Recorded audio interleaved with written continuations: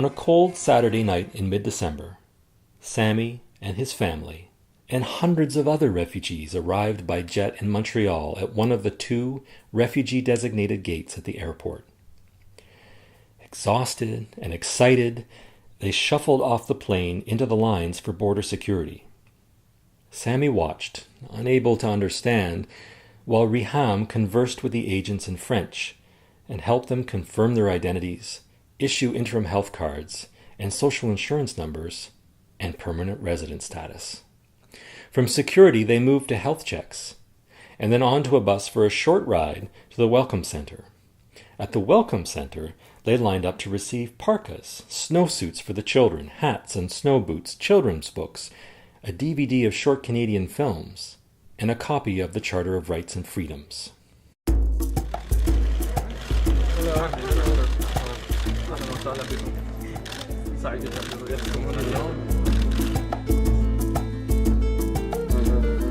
Tonight they step off the plane as refugees, but they walk out of this terminal as permanent residents of Canada with social insurance numbers, with health cards, and with an opportunity to become full Canadians. Welcome to Canada! Welcome to Canada! It's a very nice place here. There's no war, and you can go to school safely, and welcome. Assalamu alaikum. Welcome to Canada. I'm one of your best friends, and I hope you might live near us.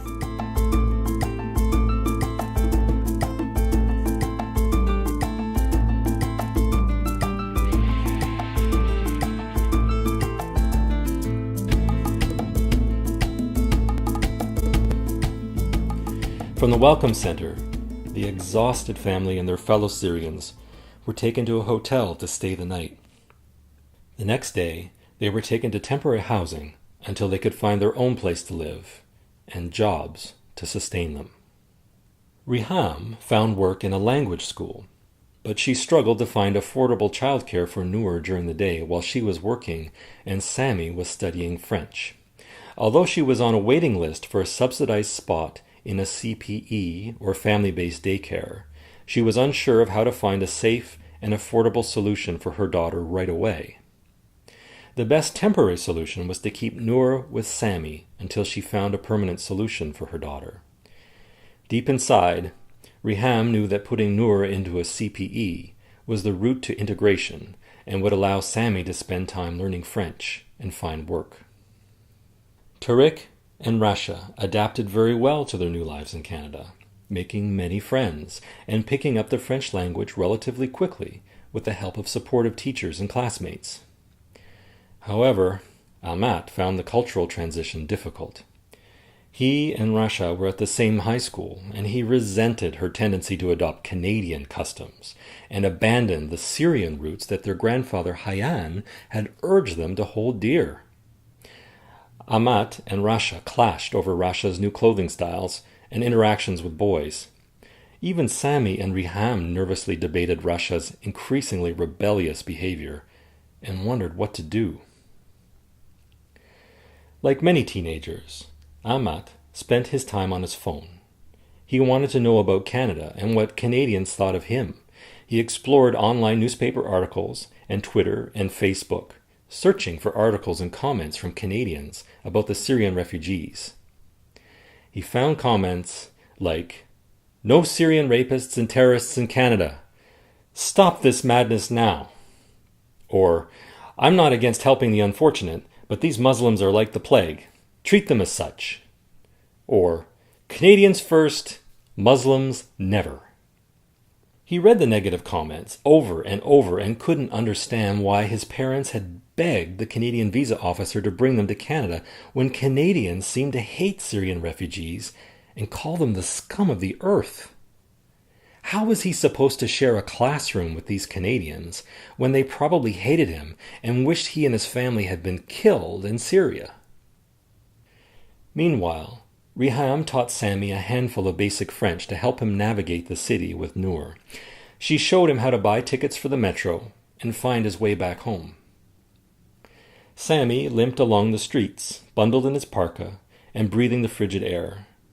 He investigated shops and grocery stores, puzzling out the French signs and the language around him, searching for his future. He was surprised that bread played a different role in Montreal than Syria, and there were not as many bakeries as he expected. He could start his own business, but that required resources he no longer had. He could work in a grocery store bakery, but probably only if he could speak at least English or French. Besides, his knees still hurt too much to stand all day. This morning, Sammy's family gathered for breakfast. Riham prepared for work. The children prepared for school, and Riham made them practice French with her. Sammy felt left out. Sammy had enrolled in free French courses at a refugee center, but he found that learning a new language was very difficult, especially when he had no one to practice with during the day. He had started thinking of reorienting his career, but felt at a loss. He had no college or university. He didn't know what skills he had that he could use for a new job. He had never used a computer in his life.